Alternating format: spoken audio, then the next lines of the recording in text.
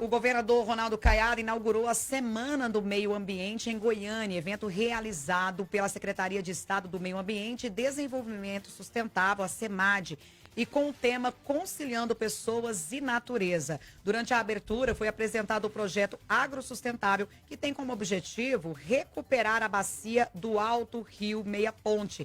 Caiado ressaltou que, no ano passado, o Estado conseguiu reduzir o desmatamento em mais de 70% em relação ao ano anterior, reforçando sua posição como líder nacional em práticas de gestão ambiental. No mesmo evento, a secretária Andréa Vulcanes oficializou a adesão de Goiás ao programa Juntos pelo Araguaia, dedicado à revitalização das bacias hidrográficas. Empresas parceiras se comprometeram a apoiar a restauração da vegetação nativa e implementar ações para conservar solo e água. Também foram entregues prêmios financeiros a agricultores beneficiados pelo programa Cerrado em Pé, que incentiva a preservação do bioma. A agenda da Semana do Meio Ambiente inclui debates sobre mudanças climáticas, alinhando o Estado à preparação para a COP30, marcada para novembro em Belém, no Pará.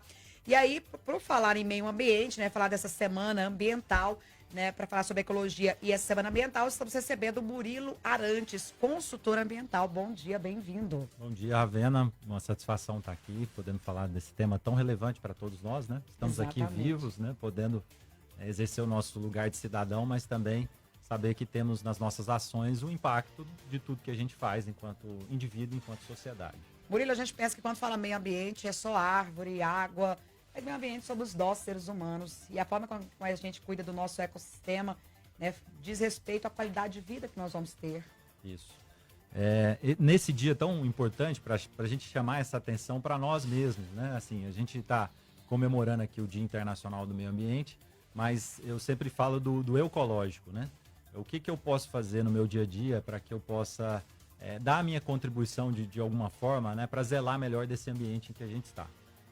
Se a gente, por exemplo, chega em um local público e encontra um banheiro que está sujo, aquilo é ambiente para nós, é local de sujeira. Então a gente vai, de alguma forma, pedir para que aquele lugar esteja limpo. A gente espera isso do poder público, né? Isso é ambiente para quem está na cidade, né? Então e o que a gente puder fazer para limpar ou deixar aquele lugar melhor do que a gente encontrou, isso é um dever de cidadão, é também ambiente. Mas o que eu acho mais importante para esse dia, para a gente refletir, o que a gente pode fazer com as práticas do nosso consumo, porque o consumo ele impacta diretamente no ambiente, porque as indústrias elas têm um dever de produção, de fornecer esses produtos que a gente consome, mas muitas delas deixam um impacto negativo para a sociedade. Né? Então, essa escolha do consumidor é muito importante. Então, cada vez mais a gente tem visto as empresas se adequando para esse impacto ser reduzido ou até muitas vezes que seja inexistente, que possa contribuir de fato para a sociedade. E nós, enquanto consumidores, a gente pode escolher, a gente tem esse poder de escolha por empresas que têm essa atenção, que têm esse cuidado real. Então não seja só o marketing verde ali que eles chamam de greenwash. Quais são as práticas para as empresas e quais são as práticas para o cidadão comum? Isso, as principais, As empresas, elas têm tido um olhar bem, assim, muitas empresas, não são todas, mas com a questão da cadeia de produção, da cadeia de matéria-primas, a forma como ela é produzida, a questão social também, e respeitando as legislações vigentes nos países, Então, essa forma de produzir que não impacte, que tenha um cuidado com a água, com o solo, que tenha essa responsabilidade, isso reflete na marca.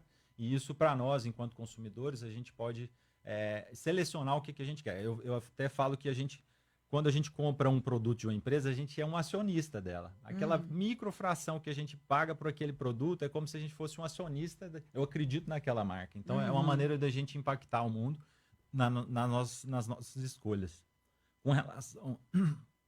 Com relação ao nosso consumo, também, assim, a gente reduzir o consumo de plásticos, de lixo, isso é básico, para a gente que está falando de meio ambiente, E o plástico demora bilhões, isso, tem a questão do microplástico hoje nos oceanos, que os rios vão levando isso, a degradação do plástico vai fragmentando o plástico até ele ficar em nanopartículas, e isso vai acumulando nos rios, nos mares, Então a gente reduzir, né, fazer essa redução do nosso consumo quando for possível, e vai no supermercado, leva a sua própria sacola, isso já está no nosso dia a dia, né? Aham. É um exemplo. Reutilizar, antigamente a gente reutilizava mais coisas, né? As vasilhas, os potes eram reutilizados, né? A gente tinha sacolas que duravam mais, eram sacolas de pano, né? E tudo mais. E também a reciclagem. Então, se tem o serviço de coleta à disposição, a gente pode fazer e destinar para reciclagem, é uma forma que o cidadão pode fazer. E também a compostagem dos resíduos orgânicos. Então, são algumas ações que a gente consegue, né, do ecológico, nós, né, enquanto indivíduos, impactar de certa forma o nosso ambiente, melhorar as nossas ações. Por que você acha que até hoje, falar em compostagem, que até hoje a gente não consegue, a gente que eu falo, a maioria do ser humano não consegue atender aí as exigências da coleta seletiva. Mistura tudo, pega a comida e mistura com o plástico, mistura com a borracha, não tem uma separação. Ó, vamos pegar aqui o resto de comida, colocar nessa sacolinha. Vamos pegar aqui os plásticos, papel higiênico, colocar nessa outra sacolinha, ou seja, separar o reciclado do orgânico. Por que tem essa dificuldade? Porque o povo não tem esse hábito. Porque, gente, isso é salvar a própria vida. Isso tem a ver com um processo de educação nosso, né? Então, educação ambiental que a gente fala, ela começa dentro de casa. Muitas vezes por falta, hoje não dá para falar por falta de informação mais, mas ela ainda acontece, né? Então, nós não temos essa clareza muitas vezes no processo de ensino, e isso está refletindo na nossa sociedade. Mas aproveitamos esse momento para informar que tudo aquilo que a gente consome, que é de origem orgânica, então os restos de alimentos, de comida nosso, isso tudo pode ser, deve ser destinado separado do lixo, que é a parte reciclável, né? Que é o lixo que a gente chama de inorgânico. Então, sempre que possível, fazer essa separação dentro de casa já auxilia no processo de reciclagem e essa destinação. Então, em Goiânia tem uma rede de coletas, né, já ativa, e que às vezes no seu bairro já passa o caminhão da coleta dos recicláveis. Tem uma hora que ele passa ali, tem um som, né, no caminhão, então dá para você se programar, deixar ali naquele horário para ser feita essa coleta. E essa triagem, ela é bom que seja feita dentro de casa. Entendi. Porque senão muitas vezes o resíduo inorgânico, quando ele vai misturado, ele nem é reciclado. Então ele vai para a destinação para o aterro, e a gente sabe que o aterro é um problema público mundial, né? A gente sabe que pode se construir muitos aterros que não vai resolver. A gente tem que começar essas mudanças dentro de casa. E tinha uma campanha da Saneal que eu achei fantástica, uma época que era de olho no óleo. E aí você não descartava o óleo, né, na pia da sua casa para não correr o risco de lençol freático e tudo mais. Então você colocava, armazenava esse óleo numa garrafa PET, levava para Sanear, ganhava desconto na conta de água e ainda salvava o meio ambiente, né? E esse óleo era reaproveitado para que detentos pudessem fazer sabão. Então, assim, é sustentabilidade, é qualidade de vida, é conscientização. Conversamos com o Murilo Arantes, consultor ambiental. Muito obrigada e até a próxima.